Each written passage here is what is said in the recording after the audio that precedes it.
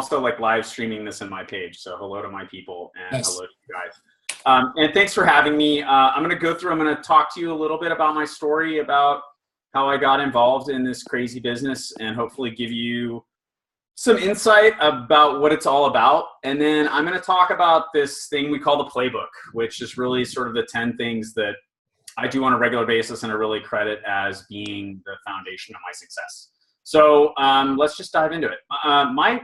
My connection in experience, whatever you want to call it, with Beachbody actually goes all the way back to 2003. Yes, 2003. That was when Monica was up feeding our son, Nick, who was about 3 months old, using the TV for light, and saw the infomercial for Power 90.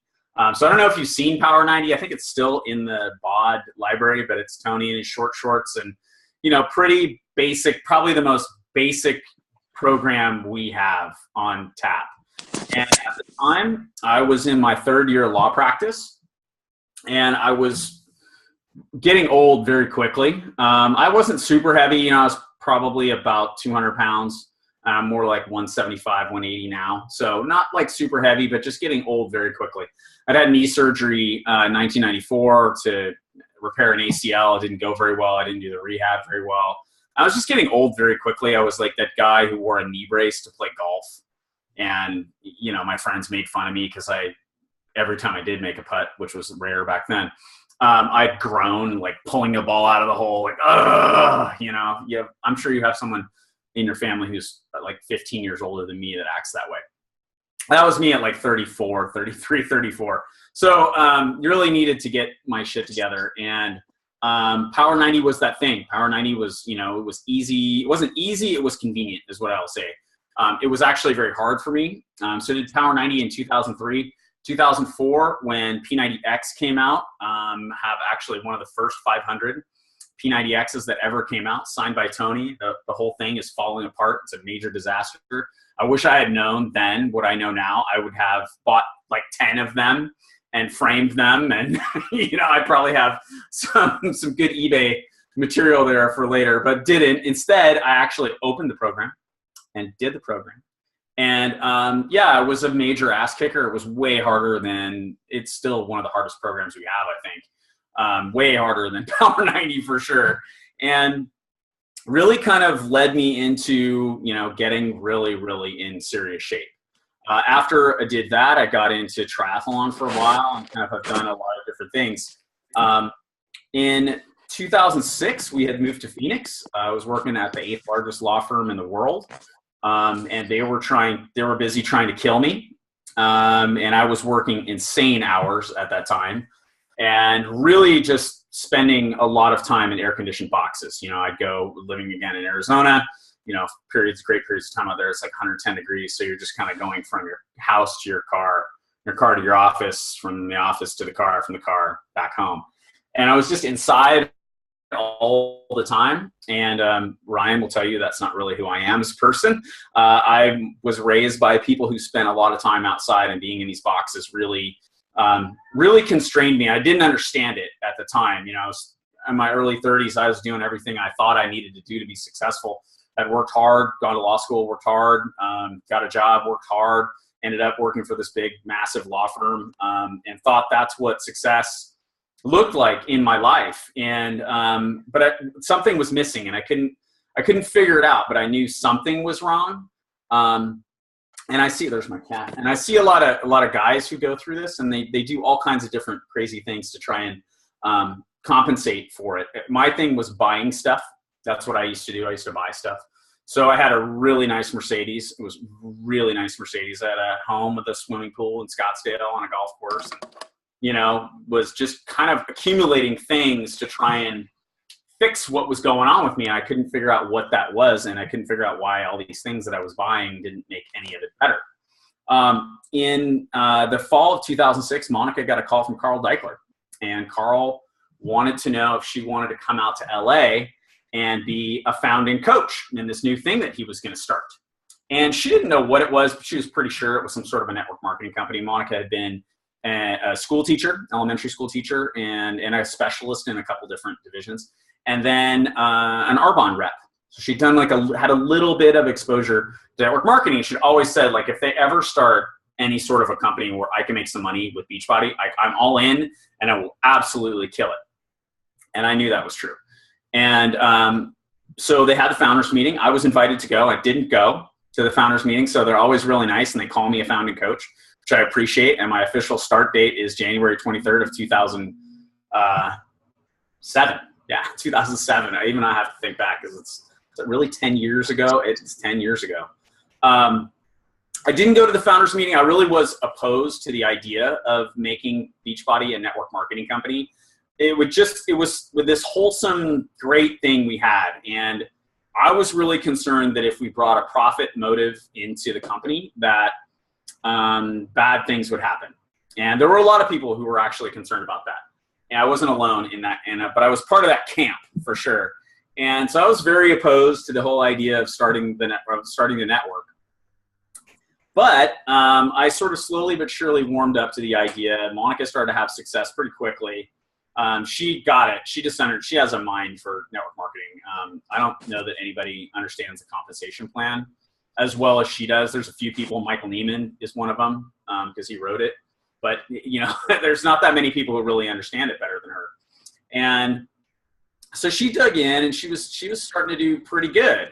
And on September 15th of 2008, a crazy thing happened, which was that one of the largest investment banks in the world, a bank called Lehman Brothers, decided they were going to file for bankruptcy because they had invested in a bunch of these crappy mortgages. And at that point, the entire world economy went into a tailspin. My law practice was tied up in all of that. I was doing real estate development, basically work that only thrives actually in the presence of borrowed money. If you can't borrow money, that game doesn't work anymore, and nobody could borrow money. And so it was like really quickly, boom, hey, guess what? You're going to lose your job. At the time, I was one of 9 associates working at the firm that I was working for. By the end of 2008, so from September to the end of 2008, 3 guys had been fired. And I knew it was coming for me. I could see the writing on the wall. I was also very unhappy practicing law. And I knew that. Like by then, I really connected with it. In August of 2008, right before, about a month and a half before the real economic fall down, I went to my first personal development seminar.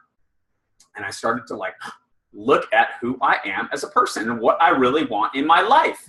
First time I'd ever hit the pause button and just thought, well, what do you really want? And I had decided I didn't want to practice law anyway. And so when this happened, I was like, okay, this is my out. I wasn't going to be a Beachbody coach. That was not my original intent. Because again, I didn't have any sales background. I don't know anything about this. I didn't even have a Facebook account. Okay. So this was not what I was going to do. I was going to go maybe be a teacher, think about doing some other stuff. But I recognized that we had a problem. And the problem was I could lose my job at any minute. And so I needed to secure an income quickly. It's really one of the greatest things that ever happened to me. It kind of sucked. It sucked at the time, but the urgency that was created around that in my life really prompted me to build this thing as fast as I possibly could. So I jumped in, decided, talking to Monica, I was like, look, there's got to be stuff I can do that doesn't involve talking to another human being, because I'm not good at that, and I'm never going to be good at that. And so if it involves talking to another human being, I'm out. But if there's some stuff I can do behind a keyboard, I am keyboard commando. I'm like Navy SEAL of keyboard. I can do that. And so there was some stuff that we figured out. Actually, the first thing I ever did was I took a training very similar to what I'm going to show you here tonight from another company and translated it into Beachbody. That was like the first thing I ever did as a coach. Just sat there and created a training manual for new coaches. Predictably, it was way overcomplicated because that's kind of who I am, and didn't work. But we've managed to simplify things since then. But I got in and I started coaching people. I got a Facebook account on Thanksgiving of 2008. Somebody had said something about this thing called Twitter, which was just emerging at the time. So I got a Twitter account. I started connecting with people on Twitter, actually. And I just found people to coach. I didn't worry about making sales. I didn't worry too much about the technical side of the business. I was just looking to see, do I even enjoy coaching people through their fitness journey? And I was about 4 months in, and I got this email from this kid I was coaching who was in college at West Virginia University at the time. And he had this big, long story, sent me pictures and an email that was about a page and a half.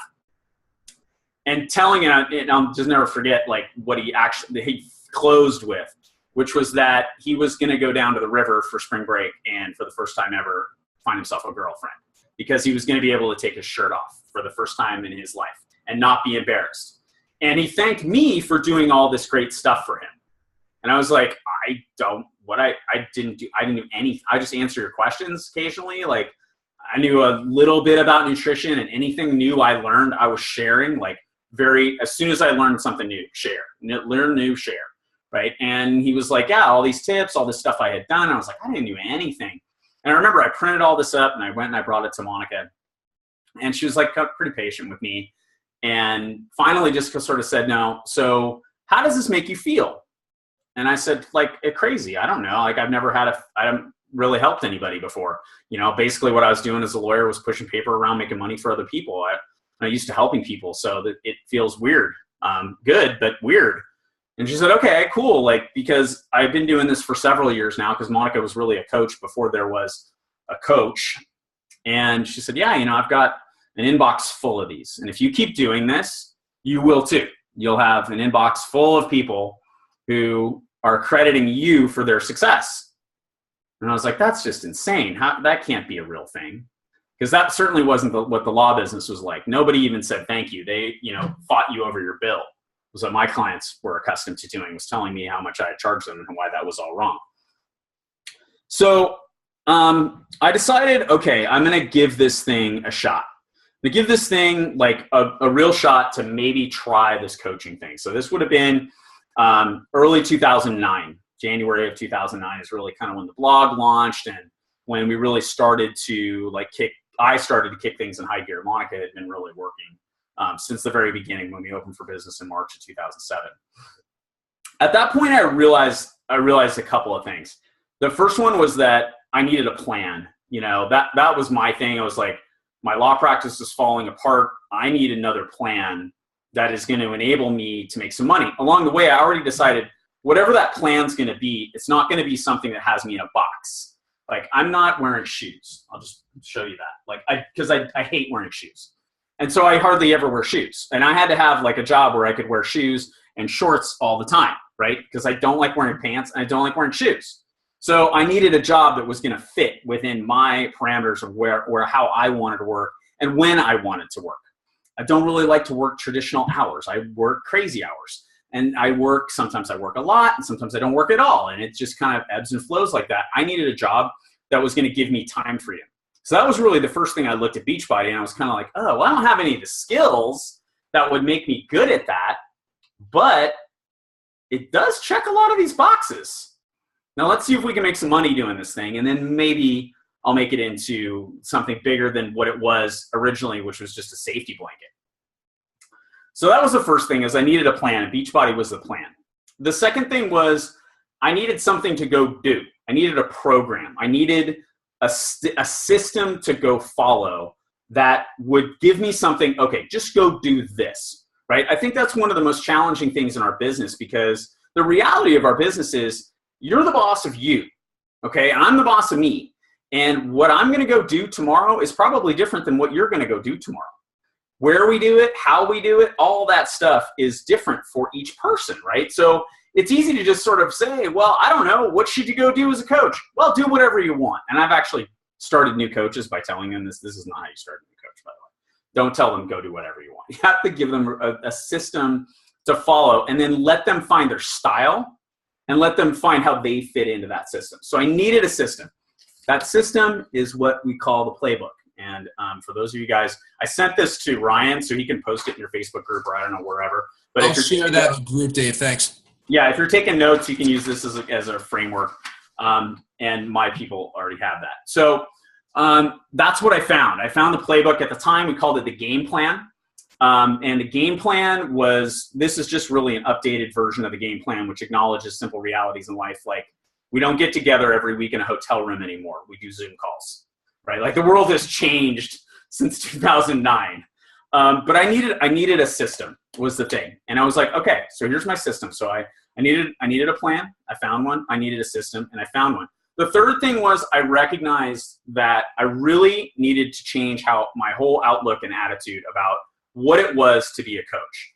I had to really humble myself to the process. So, just so you remember, like, I'm 8 years into a law practice. I've spent 8 years getting ready to practice and then practice for 8 years. So I've spent the last 16 years of my life creating an identity, learning everything there was to know about being a lawyer, and having a pretty fair amount of success doing that. So I had to humble myself to the process, and I had to learn. I got very lucky early on. I had good mentors in this business, and one of them told me, nobody ever comes into this business with all the skills they need to be successful. And I was like, that's impossible. There must be people who come in with some skills that they need to be successful. And he said, yeah, some. All? No.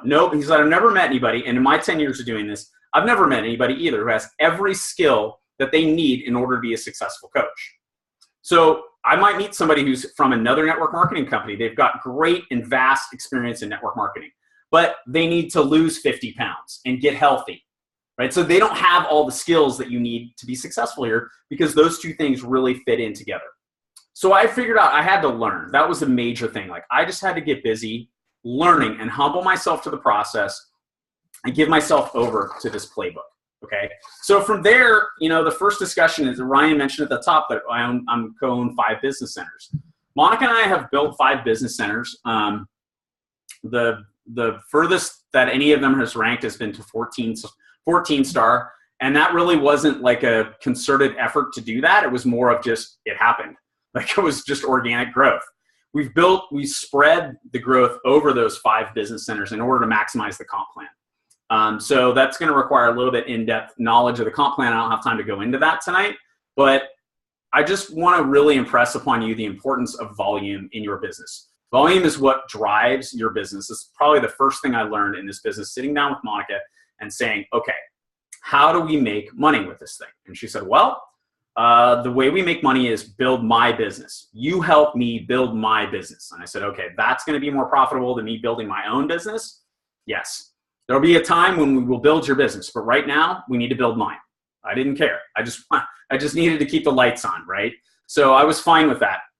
And we spent the first several years just building her business, and then I've kind of gone back and forth where it makes sense. As the volume catches up in a certain place, you've got to rank up so that you can take advantage of all that volume and you don't get capped. It's probably jumping a little bit over most of your heads, but so I won't go too deep on that. I want to talk about the system. Okay, I'm going to go through these 10 things.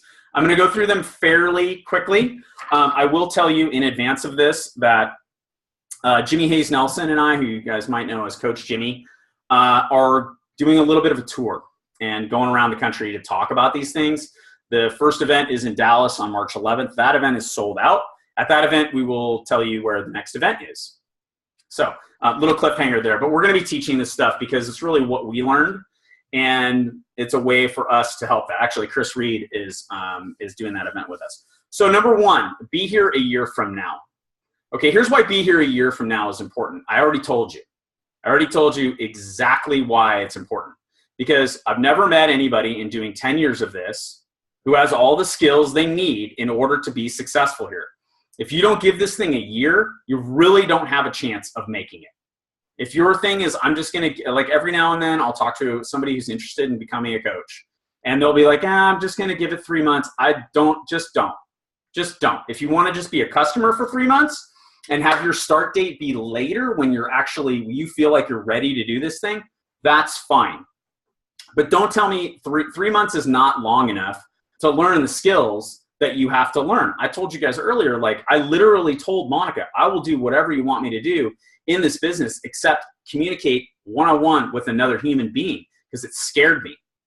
It literally terrified me. I had really bad social anxiety. We weren't talking about some legal thing. I don't want to talk to anybody. Okay? Like, I had to get over that. It didn't take a year. It took a lot longer. And it took a lot of really hard work for me to learn the communication skills that I now teach to other people. So number 1, be here a year from now. Number 2, plug into the support system. This is important for you, but it's also like probably the number 1 tip you can give somebody when they're sponsoring a new coach. Again, don't tell them go do whatever you want. That's not the deal. It's follow me, right? You follow me. That's what the best leadership looks like. You follow me. You guys have a team page. You have team calls. You have probably some training that you guys do that you recommend. There's probably some new coach training. And there's probably second level training. Maybe there's a third level of training. All that stuff is there. Your new coach has no idea that it's there. And I can guarantee you the bigger your team gets, the more disconnected it becomes unless you plug people in to the support system. All right. And I can tell you, like Ryan, the job that Ryan and Joan are doing, like there's only so long you can do that. The team gets so big and it grows very, very quickly. And it doesn't scale for them to be on top of all of the new people who are joining and making sure that they are plugging them into the support system. That's your job. Our job as leaders is to create support structures where people can thrive. Like I really feel like that's my main job as a leader, is I just create support structures where people can thrive. That doesn't mean they're going to. Some people never even look at it. I don't care. My job is to create the path for you and show you where it's at. Whether you walk down it or not is totally up to you. And I don't even care. I'm going to do it anyway because there's going to be a small group of people who decide that that's what they want to do. That doesn't happen in a lot of cases because people do not plug their new coaches into the support system. And if this is you and you're hearing this and you're a little disconnected, you got to dial in. You have to follow the instructions. So one of the three things that I learned as I got into this business, right? I had to humble myself to the process. I had to be coachable. I had to learn. I had to recognize I don't know everything I need to be successful here, and I really want to be successful here. So humble yourself to the process, plug into the support system. Third thing, personal development. All right, it's one of our 4 vital behaviors. You've probably heard personal development, personal development, personal development. I'll give you a little bit of my take on personal development. Again, going back to my story. A month before the world economy collapsed, I had decided I didn't want to practice law, and I did it because I went to a personal development seminar. Now, other people at that seminar would have come to the conclusion that they wanted to go to law school or that they wanted to continue practicing law. I started to recognize who I was as a human and that I need to be outside breathing this thing called air. Okay, that's just who I am as a person, and I couldn't resolve another way to do that and practice law. They were just mutually exclusive. Okay, so I went to this personal development seminar and I learned a lot about myself and I learned a lot about other people. One of the things I learned about was personality types. I learned that there's 4 major types of people in the world and that most people are a blend of 2 or more of them. And if you can learn to understand your own personality type and how you fit into that little matrix, and then more importantly, start to recognize other people's personality types, you can learn to speak 4 languages. They're all English, but they're very, very different. And the way I speak to people is very different. I know I've got some people who are following my live feed. I'm mentoring a group of people right now. They're all completely different people. So having some sort of one-size-fits-all training program that people can just robotically go through doesn't work, in my opinion. What works? Getting to know people one-on-one, connecting with people on a deep level. I learned that through personal development. I learned how to do pretty much all of this through different types of personal development. Incredibly important. And you got to focus on what you need, what your strengths are and your weaknesses. Okay. Your best work will always be done in your strengths, but you can really work on weaknesses. If you're disorganized, you got to handle that. Like you just got to handle that. If you're disorganized, you have to handle that. If you're like me and you don't communicate well with people and you want to be in a relationship marketing business, you got to handle that. It's just plain and simple. Tackle it. Things are not that scary once you kind of dig in and start doing the work. Number 4. Push, play, drink, Shakeology. This is also one of our 4 vital behaviors.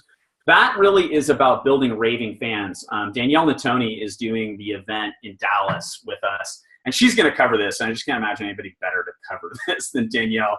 But that's the way she talks about it. It's becoming and building raving fans. If you do what I did, right, and you just start coaching people, that's what I did. I just started coaching people. Most of the people that I started coaching in the beginning already had P90X. They bought it off Craigslist or downloaded it from some torrent site or whatever. I didn't care. I was looking for experience. I just wanted to help some people and go and figure that whole thing out, right? What that all looked like. Along the way, what I have to do, I had to push, play, and drink Shakeology, right? That was how I started to build my own personal story which then allowed me to have something to teach to other people. All right. Another thing you might want to write down. There's 4 things we do. We learn new skills, then we practice those skills, then we have success with those skills. Assuming that those skills are things like pushing play and drinking Shakeology, you're going to have success. If your skills are drink beer and eat pizza, maybe not, right? But assuming number 3 is success. Once you've done those 3, you do the 4th one, which is teach. That's what the super successful people in our business do. They learn new skills, they practice those skills, they have a success with those things, and then they teach. You can't do that if you're not pushing play and drinking Shakeology, because you have to build your own story. You have to learn. You might need to learn about nutrition. Again, nobody comes into this thing with all the skills they need to be super successful. I'll put that in the personal development category. Danielle made a big point of that when we had our conference call the other day to talk about the event in Dallas. Like, hey, I want to make a point that learning about nutrition is personal development. And I was like, yeah, absolutely. I remember reading Mark Sisson's book and telling my mentor I was reading Mark Sisson's book, The Primal Blueprint. And he was like, I don't know what that is. And I was like, oh, it's a book about nutrition. He was kind of like, yeah, I guess that's personal development. And I said, you're right, it is. Okay, number 5, share your story. Number 5 is share your story. So build a story and then share your story. I'm going to give you a quick and dirty format for how to tell your story here with Beachbody. Okay? It's the exact format that I followed when I opened this call. Before Beachbody, my life was like this. Now, if I had more time with you guys and like Ryan came to our event, I'd take a lot more time and I would paint the real picture of what my life was like, because I kind of touched on some things, but my life was in a very dark, shitty place before I found Beachbody. I was a major asshole. Okay. And I knew it, but I didn't know how to fix it until I found Beachbody. All right. So before Beachbody, my life was like this. Then I found, what did you find? I don't know what you found. Was it Shakeology? Was it P90X like it was for me? What was the solution that you found from Beachbody? Was it the business opportunity? That's what I went with when I told you my story earlier, right? I needed a plan. What did I find? I found Beachbody. Okay, so my life was like this. Then I found this. Third part is I did. And what are the 2 or 3 things that you did? If we're talking about your fitness journey, what are those 2 or 3 things that you did? Was it figuring out the containers? For me, I used to eat like paleo. That was what worked for me more. That's why I mentioned Mark Sisson's book. Like the paleo diet just worked so well for me. And I managed to figure out how to make that work with endurance sports. And I was like, whoa, that just totally works. What do you think I taught people? I taught people how to do that, right? I just taught people how to do the things I did. So what are the things you did? Is it the containers? When you saw the containers for the first time and made your first little meal prep thing, did the light just go on and you're like, okay, now I'm good? Share that. Before Beachbody, my life was like this. Then I found this. Then I did 2 or 3 things that you did. These are your free things that you're giving away to people as free tips that they can just take and run with. The final part of the story is now my life is, I don't wear shoes, whatever, right? Like, what is your life like now? Okay, because of Beachbody. Before Beachbody, my life was like this. Then I found this. Then I did these 2 or 3 things. Now my life is like this. That's a compelling story. Okay, and if you're able to tie the front end in to some emotions that are going on in the head of your person. If I find somebody who feels like they are driving around from air-conditioned box to air-conditioned box, pushing paper around, making money for other people, they're coming with me, believe me, because my story just connects directly with them. You have a story and you have a group of people that it connects directly with. Number 5, let's tell your story. Number 6, make a list and use the list. So don't just make a list, but use a list. A couple of important things to understand about a list. The first one is we all sit down, we make our list, and we have all this judgment about the people on our list, and that's a very normal thing. What most people do is they burn through that list. Actually, most people just don't even look at their list. What a smaller group of people do is they actually go and contact the people on their list, right? Which are all the people, if you haven't used the memory jogger, there's a memory jogger in the back office. I'm sure Ryan can track that down for you. And that memory jogger is fantastic. It's just a list of like professions. And you'll remember everybody who owes you a favor. Your insurance agent better be buying a bag of Shakeology from you. If you start a new business and your insurance agent doesn't buy a bag of Shakeology from you, fire him or her. Like, seriously, that's crazy. They owe you one, and they'll help you out if you ask.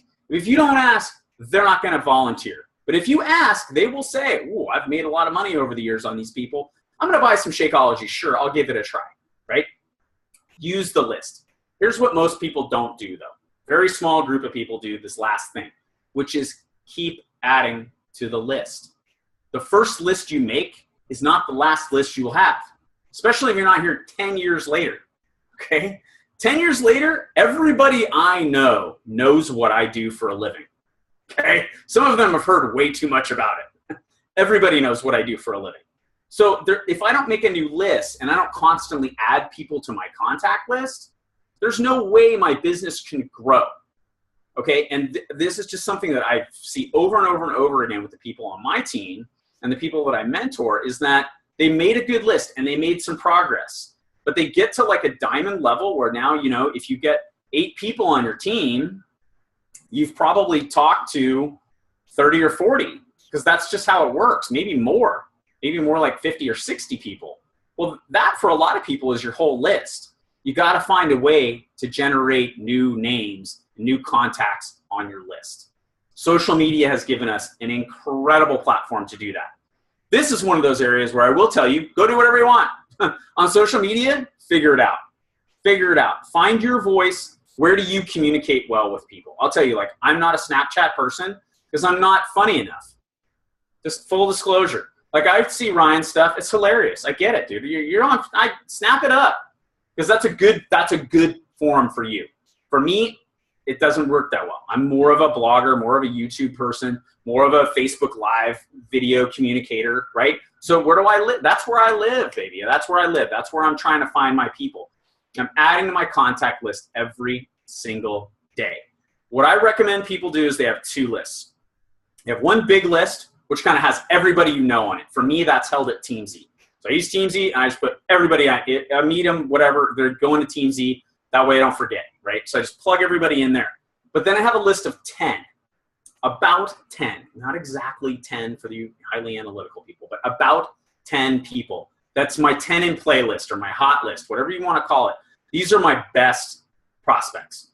These are the people, for whatever reason, I have felt these would be the best people for either a product. I'm really more focused on the business opportunity. My hot 10 list is potential business builders. You've got to figure out kind of how you want to build this thing and what you want to do with it for who's going to be on that list. But they're your 10 best people, the 10 most likely to take action on whatever it is you want them to do. Okay, just think really quickly about this, because this kind of goes back to personal development. But I believe, and because I've learned and I've truth tested this, that the things that I put my attention on grow. Good or bad. Good or bad. Whatever I put my focus on and my attention on grows in size. That could be a problem, bad thing. Could be a list like my hot 10 list. You've written their name down on a piece of paper and said, you are going to be a good coach. It's really funny how that grows when you do that. And how when you just put your focus on something like that, it grows and grows and grows. Okay, so that's number 6. Make a list and use it. Number 7 is a double reminder. It's expand your network. That's number 7. Okay, and number 6, make a list and use it. Number 7, keep adding to your list. I've already talked about it, so I can move on. Number 8 is be system dependent. All right, that's number 8. Run through the system for you really quickly. Starts with, shocking, using a list. Okay, you have to be working from a list. That's why it's in here 3 times, because it's just that important. And it's something that most people just don't do. They don't work from a list or something like TeamZ, or there's a million other CRMs out there that are great. Streak, whatever you're using. As long as you have it somewhere that you can access the information, that's what you need to work from. And it's got to be something I think that is really focused on follow-up. So number 8, be system dependent. Let me explain the system. Find, invite, share, sponsor. I'm going to go through that. I want you to envision like a wheel, right? Find, invite, share, sponsor as I'm talking about this. I need like a graphic.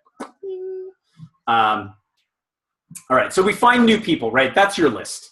You're working from your list, you're finding new people, you're making connections, you're trying to talk to people, you're trying to communicate with people, you're trying to understand what the problem is that this person has that you might be able to solve. Now, one of the things I know, I can't solve everybody's problem, right? But there are a lot of problems. I could probably put you in touch with somebody. Uh-oh, did I lock up? Oh boy. Oh boy, what's going on here? Oh, there we go. Sorry, I'm freezing up. There we go. My kids are probably streaming movies on the internet. Okay, so the first step is find, right? Finding new people. Again, just going back to pounding this whole thing, use your list home. The second thing is invite. The invitation process, I want to break down a little bit. There's a big difference between an invitation and a share. So let me talk about that really quickly, and this is a good place to take some notes. Here's how you invite somebody. If I, would you? If I, would you? That's the sentence. Now, the words you plug in between depend on what you're inviting them to. If it's a business opportunity, if I'm talking to somebody and I meet somebody and we're start to have a conversation and they ask me, all right, what do you do? And I tell them what I do, which is another little tip. You need to have an elevator speech. Okay, I'll tell you what mine is in a second, but it needs to be, you need to understand your elevator speech so well that if I show up to your house at 3 a.m. and wake you up in the middle of the night, before you shoot me, your answer is whatever your elevator speech is. That's how good it's got to be. You have one chance to get this right. If you don't get that right, you know, people spending a lot of time learning how to do Facebook ads and they can't even tell people what they do without kind of going, well, I sort of do, well, I kind of do this thing. And then, but I do this too. So I don't know, that's weird. And like, no one's going to follow you into this business unless you have something to tell them. Okay, I'll tell you what I tell them. I tell them that I own a business that markets and distributes fitness DVDs and supplements. Have you ever heard of P90X or Insanity? It's exactly what I say to them. Okay, I'm leading with the business with that. Okay, that's where I want them to go. I want them to go, what? You know what happens a lot when I say that, actually? People think I'm Carl. It's awesome. They're like, oh my God, you own the company that did P90X? And I go, no, I'm not. I'm an independent sales rep for that company. So I've just introduced the idea of what I do. Some people put it together right there and they recognize it as a network marketing company. Some people don't. But I always get past that first, what do you do thing. Don't get hung up there anymore because I've practiced that so many times. If you're trying to get people started with the fitness programs, that's totally fine too. Build an elevator speech around that. So, and ask a question at the end. I don't tell people I own a company that markets and distributes fitness DVDs and supplements. I say I own a company that markets and fitness DVDs and supplements. Have you ever heard of P90X or Insanity? I ask them a question at the end that gets them to just respond back. Their response may be, no, actually, I've just lived under a rock for the last 10 years and I have no idea what those things are. Great, fine. Probably not a prospect for me anyway, right? So I don't worry about that. I don't worry about answers. I worry about what I'm going to communicate. So that's find people, right? If we get past that and I recognize, hey, they're asking me a lot of questions. Wow, you are asking a lot of questions. I try to stop them right there and say, hey, listen, if I sent you some information about my business that would explain it a little bit more, would you take some time and look at that? That's an invitation, okay? That's an invitation. Understand, the invitation is not me sending them the link. That's sharing. The invitation is getting their permission to send them the link. Here's why this is so important. It's just it's a technical thing, but it really, really works. A couple of reasons why. The biggest one is you have their permission. You have their permission to send that information to them. If they're not good with it, they'll tell you right then and there. If I said that to somebody and I go, hey man, it sounds like you've got a lot of questions. I'd love to talk to you more about what I do as a coach. If I sent you some information to look at about my business that gave you some more information, would you have some time to look at that, or would you be interested in looking at that? And they say no. Great. Fine. Perfect. Check that one off my list. Right? Like as I track my numbers, that's an invite. Deciding is that's not my business. I ask, they decide. If they give me the permission though, just imagine really quickly, if you had permission from people before you sent them information, how much more likely would it be for them to look at it? If I sent you some information about my new health and fitness challenge that's starting next month, would you take a look at it? If they say yes, they're going to take a look at it. And then they've also given you permission to follow up with them. If you don't have their permission though, I don't know. I treat that like a telemarketer. I'm on I register a lot of domain names through GoDaddy. So I'm on telemarketing lists for all kinds of nonsense. They call me all day long. I just hang up on them. They don't have my permission to do that. They don't have my permission to do that. They haven't built any sort of a relationship with me. And they've certainly not asked me, hey, would it be cool if I sent you some information? Would you take a look at it? We haven't gotten that far yet. So they don't have my permission to market to me that way. So I hang up on them. That's what a lot of prospects are doing if you don't have their permission. It's a really simple step that most people just blow right over. I'm telling you, it'll change the way people look at you, look at your business, and view if they want to do what you're doing. Okay, another little tip here. When you're in your business and you're doing this thing and you're prospecting people either for the business or just the products, they're asking two questions. The first question is, do I want to be like the person who's talking to me right now? So if you're super heavy duty, pushy, lame, heavy sales person, they're going to answer that question, no. I don't want to be like this person. So they're out right there. If you're marketing to people, spamming them, they're answering that question, no. Right? But if instead you're asking their permission to send them some information, they're probably going to say, well, yeah, do I want to be like the person? Yeah, I guess they're pretty cool. Sure. Okay, great. The second question is, can I do what they do? Can I do what they do? If what I do when somebody asks me about Shakeology is go in depth on, let me tell you about ashwagandha and where the ashwagandha comes from. And here's, Pablo, the ashwagandha farmer, and here, and he lives on 32, ashwagandha lane or whatever. And I know every little detail about Shakeology. People are going to answer that question. Can I do what Dave does? Nope. No, because I need to learn everything there is to know about ashwagandha and the other 69 ingredients that are in Shakeology. But if instead, when people are interested in Shakeology, I say to them, hey, wow, you seem really interested. If I sent you some information about Shakeology, would you take a minute and look at that? And then I send them a link to whatever, Tony's checkout line video or something with Darren O'Lean, or even my Shakeology website for the people who are like super analytical and need like every ounce of information they could possibly consume. That is something, they answered question number 2 in the affirmative as well. And they go, yeah, I could do that. They don't even know they're asking these questions, by the way. These are just subconscious things that go on in people's head. We're constantly teaching people how to do this business. It's important for you to realize that you're constantly teaching people how to do this business. You're training them before they ever buy anything, because they're just looking at you going, do I want to be like this person and can I do what they do? So find people using your list. Then you invite them using if I, would you? If they say yes, if they say no, you take them off your list. If they say yes, then the next step is to share with them. I like to share third-party tools. I think this is the most valuable thing that you can do as a way to communicate about our products and about our business opportunity. Use a third-party tool. A third-party tool is anything other than you that tells a story or provides some information. So it's the introduction to Team Beachbody opportunity. It's the sneak peek, what is coaching, however you guys maybe do groups like that. A lot of people do groups like that. That's a great third-party tool. If I added you to a Facebook group where we're going to be sharing our information over the next 3 days, would you agree to check in there once a day and just look at the information that's there? That's if you get their permission ahead of time and before you add them to the group, like think about just really quickly to go back to my earlier point, all the people who add you to their event pages and their group pages for, leggings and all kinds of other, like, it doesn't happen to me because I don't think it happens to guys. They don't target us. But I hear this all the time. All these women who are added, they just get added to some LuLaRoe group or whatever. And it's like, what? I don't have my permission to do that. Like, out, Now people are starting to respond by prospecting within their group. And I don't blame them. Like, if you're going to spam me, I'm going to spam you, right? Get their permission. So the sharing spot, back to that. Sharing part is about using third-party tools. Things other than you that communicate.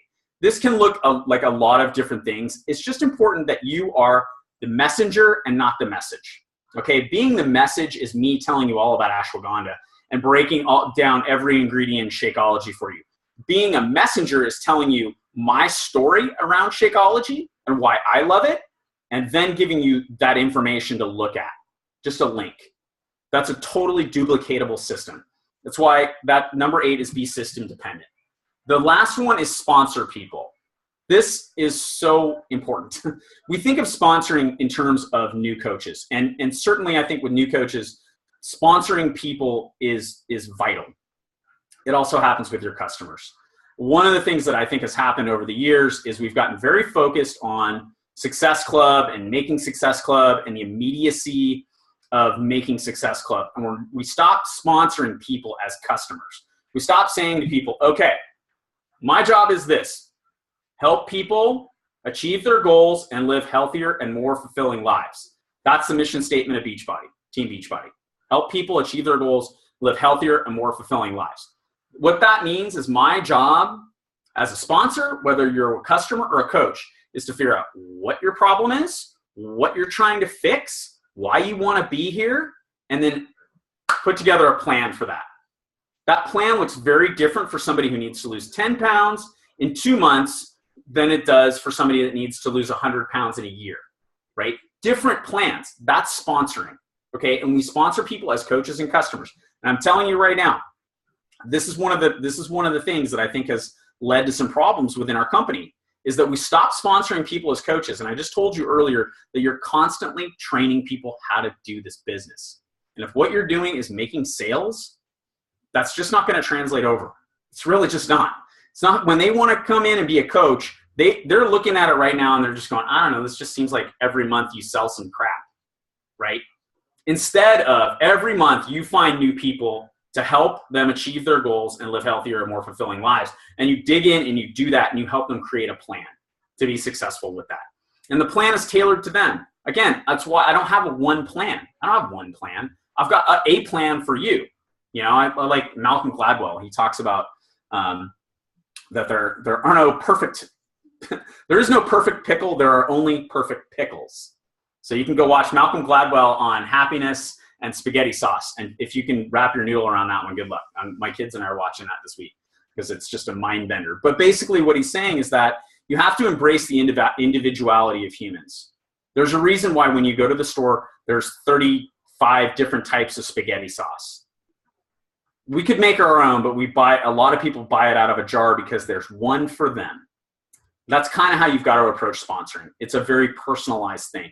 You have to dig in with the individual and figure out what is the problem they're trying to solve, why are they trying to solve that problem, and then help them come up with a plan for that. All right, so find, invite, share, sponsor. That's the system. Be system dependent is number 8. Number 9 is get a success partner. I've had a lot of different success partners over the years, and I have a lot of different success partners now. I tried to have one success partner for a long time and try to make that work. And what I found was that I needed a team of people around me. I needed people like Jimmy to bounce business ideas off of and to be hypercritical at times of things that I want to do, decisions I want to make. If I've got maybe I'm thinking, hey, I'm going to try to give away this thing in exchange for people's email addresses. What do you think? Does it work? Does anybody care? I need people like that who can be a little critical, and Jimmy and I can be kind of critical of each other. And that's why it works. That relationship works. I need other people I can go to and cry on their shoulder. I have one of my friends and success partners lives here in Coronado, and he's a licensed clinical therapist. So he's just a great guy to talk to. When my brain gets all scrambled, and believe me, it does, I'd go talk to him because he's part of my success team. But I think you need a success partner, and I think you need to have real clear boundaries with that person. And you need to make sure that you both agree that the number one thing you're not going to do is complain. If what you find yourself doing every week is complaining with your success partner, you have the wrong person. That is a failure partner right there. That's not going to lead you where you need to go. Okay, so you need to get a success partner. It needs to be somebody that you're on the same wavelength with, that you communicate well with, and then you have some real clear boundaries. I'll tell you, here's a good tip. This happens when you're sponsoring people. It happens with a success partner. Build yourself an out. Okay? Say, let's be success partners for a month. Try it out. See how it goes. If it doesn't work, no hard feelings. We can both walk away, right? Build yourself an out. When I work with people right now, I'm doing a group of people that I'm mentoring. I work with them for 6 weeks. That's our deal, 6 weeks. Because I can't work with everybody for longer than 6 weeks. Some of them go beyond the 6 weeks. Because during that time, we build trust, we get close. They're doing all the work. They're totally coachable. And I feel like I'm close to helping them get to the next level. I'm not going to just cut off my relationship because it's only 6 weeks in. Other people, maybe it doesn't keep going because, they're reluctant to do the work. They're not doing one of those things that I told you I needed to do in this business, which is humble myself to the process and be coachable and do the things that I'm told to do by people who have what I want. That's the way I came up in this business. It was like the people who taught me were people who had what I wanted. I wanted to work barefoot every day. It's kind of a silly way to talk about owning your time and doing what you want to do when you want to do it. It's a very real thing. My schedule, I only book appointments from 10 to 3 because if the surf is good in the morning, I'm going to go surf. I'll get up early, get some work done, and send out my stuff. Then I'm out and I'll go surf for a couple hours, come back, then work. And my kids get out of school at 3. I'm off the phone. I don't do calls like this very often for that reason. I used to do nighttime calls all the time when I was building this business when I was young, because you kind of have to. It's just part of it. And I was willing to do that, right? But that's what it means to me. That's what this business means to me, is that it gives me the ability to do what I want to do when I want to do it. I happen to like working, so I end up working a lot because I really enjoy what we do here, which I think is maybe that should be the 11th thing on the playbook. The 10th and final thing is treat your business like a business, and this is something that I think we say a lot, and it's like, yeah, treat your business like a business. Let me explain just a little bit, though, of what that means. If you want to have big success here, again, like I'm speaking to everybody in broad generalities, meanwhile telling you that you can't do that. I'm speaking to everybody in broad generalities, but really, like, if what you want to do is you have some eye on the prize of doing this thing full-time, or maybe making a significant amount of money doing this. A lot of people, they love their jobs. One of my friends, his name's Chris Ballmer. He works for the Cleveland Cavaliers. The guy just loves his job. He works like a maniac, but he loves what he does. He's not going to stop doing that. And I don't blame him. I'm like, you love what you do. Why stop? So but if your goal here is to do well and make a significant amount of money, you have to accept a reality. And the reality is you are an entrepreneur. And there are a lot of different definitions of entrepreneur. My favorite definition of entrepreneur goes something like this. It's a person who assumes all the risk of the success or failure of a business endeavor. Okay? A person who assumes all the risk of the success or failure of a business endeavor. That means it's on you. Just like it was on me. When I figured that out, I was terrified. The first time I came to the realization, so this is up to me. If it works and we win, it's because I did it. If it doesn't work and it flops, it's because I didn't do it. That scared me to death because I didn't have anybody to blame but me. And it was a very scary realization to come to. But the next thing I started to realize was how empowering that was. Because the reality of it is then I'm in control, right? If it's up to me and it's on me and it's all based on my effort and what I do and how I lead and how I grow and doing these 10 things consistently, learning them, practicing them, having success with them, and then teaching them to people like you guys, if that's what it's about, I'm going to win because it's under my control. See, I don't need a boss.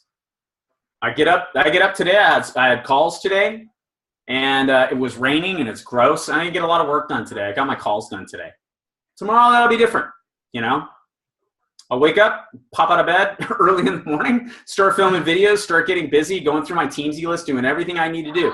I don't need to go to a committee and ask them if it's okay for me to film a video, maybe teaching on one of these 10 things.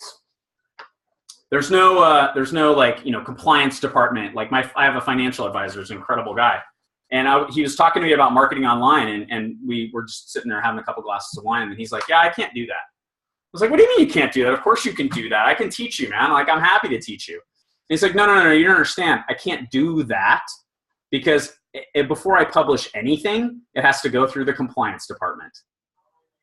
And I was like, I would just shoot myself if I had to be handcuffed by a group of people who didn't really understand what it was I was trying to do. And every time I wanted to go do something, I had to defend it to somebody. I couldn't do it. I couldn't do it. For those of you who, I didn't mention this earlier, but I gave up all my law licenses. I was licensed in 3 states, Arizona, Washington, and Oregon. I gave them all up. I'm inactive in every state. I'd have to take the bar exam again to go be a lawyer. Why? This is the last thing I would do. It's absolutely the last thing I would do because I just can't work for other people. I don't know what I would do, and I don't really care because this right now is a lot of fun, and I love this business.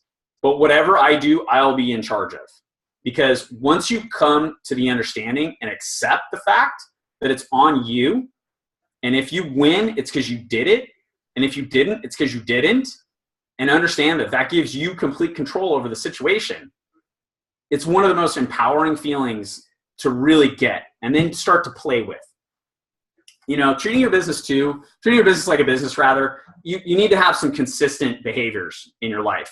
And again, like, you know, I rely on, you know, Ryan Jones for the blocking and tackling of what it is you guys do in your system. But every day, you should be finding new people. Every day. You should be inviting those people using if I would you. Every day. You should be sponsoring people. You should be sharing the information, rather. I got ahead of myself. Sharing the information and sponsoring with people. And along the way, you're following up with everybody. Following up with everybody. In the find stage, the follow-up is just about building a relationship, getting to know who this person is. You know? One of the things that will really help you, honestly, is if you start interviewing people to be on your team. Stop begging people and start interviewing them. Change your posture. And figure out, do I want you on my team or not? When I started to change my posture and say, yeah, you know, maybe let's have a conversation and see if this is a good fit for you. People went, what? What do you mean? I said, yeah, I just need to interview you and make sure, you know, that you're going to really gel with the culture of our team and the mission of our company and what we're trying to do. They were like, what? All of a sudden they're begging me to join the team. It's just a very simple little change in posture. Stop, you know, lose the desperation and start focusing on how important the work we do is really important. And the people on your team are going to define how well you do in this business in large part. So interview some people. Don't just have everybody come on board, right? That's part of treating your business like a business as well. But it's really about having consistency and holding out on it. You know, Monica and I in 2010, we were top 10 coaches. That year was crazy. Aside from that year, we usually sponsor 2 people a month. You know, not 50, 30, 40 people. No, like 2 people a month. But we do it every single month. I've been doing it for 10 years. I've been working with those people for 10 years. That's how you build a big business here. The way our business works, it requires you to build a big team if you're going to really be successful, and a productive team and people who are going to dig in and do all of these things. Right? So that's a playbook. That's what I got. This is the system that I found. This is the system I have put in play. Again, I don't know if any of you are joining us in Dallas. If you are, I will see you there. If not, pay attention around March 11th, and we will have an announcement about where our next event is. It will not be in Dallas, and it will not be on the West Coast. So I'll leave it at that. I'm not at liberty to give any more information because we have to sign a contract first. But thank you so much, Dave. So I know for the people that are still on, we as coaches and just busy people, Dave's busy as heck and we're all busy. We really appreciate his time and putting together this playbook. I know it's been a labor of love for a long time for you, and it's coming to fruition. And I love the fact that you're going cross-country tour. You're like a rock star, you and Jimmy. I know. And you know what? I keep telling people this, like in the group that I'm mentoring. When you get to where I'm at in this business, it's really fun. Like it's really just a lot of fun. It's a lot of fun helping people, you know, hit their goals and succeed in life. And it's a lot. I love getting on stage. I love speaking to people. I love doing calls like this. I mean, it's just a lot of fun for me. So I'm really blessed to have the opportunity to do that. And we appreciate your leadership and what you and Monica and the rest of the team has done. And, you know, Chris is our direct upline, and we love him, and he's helped us out quite a bit. And he's no nonsense too. So we appreciate listening from the best. And I will post this in the team page once we have it saved. And I'll also post a picture of the playbook that he sent me. And if anybody else has any questions for Dave, you can filter them through me, and I might send him a message if he's open to that, if there's any specifics. For sure. But definitely appreciate the time. Thank you so much. Thanks for everybody that stayed on.